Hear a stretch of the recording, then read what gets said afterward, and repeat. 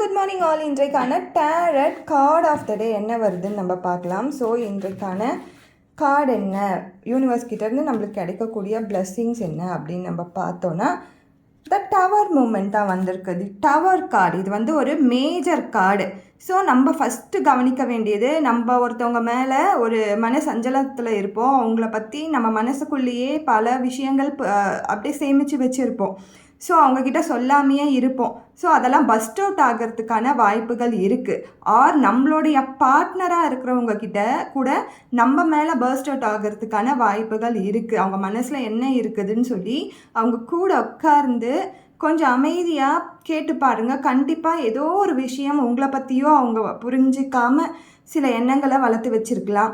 R நீங்கள் அந்த மாதிரி இருக்கலாம். ஸோ இதெல்லாமே பேசி சுமூகமாக தீர்க்கறது நல்லது. ஆர் ஒரு என்ன ஆகுனா, சில நாட்கள் கழித்து இந்த டவர் மூமெண்ட், நீ இப்படி பண்ணிட்டேன் நான் அப்படி பண்ணிட்டேன்னு சொல்லிட்டு ஒரு வருஷ கதையை கூட பேசுகிற மாதிரி இருக்கும்.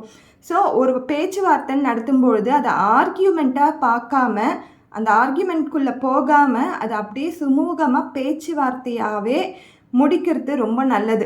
எனக்கு இது தெரியும், உனக்கு அது தெரியுமா அப்படின்னு சொல்லி அதை ஆர்கியூமெண்ட்டை கொண்டு போகாமல் இருக்கிறது நல்லது. ஃபஸ்ட்டு மனசுக்குள்ளே இருக்க விஷயங்களை ஸ்ட்ரெயிட்டாக பேசி அதை தீர்க்கறதுக்கு பாருங்கள். தேங்க்யூ.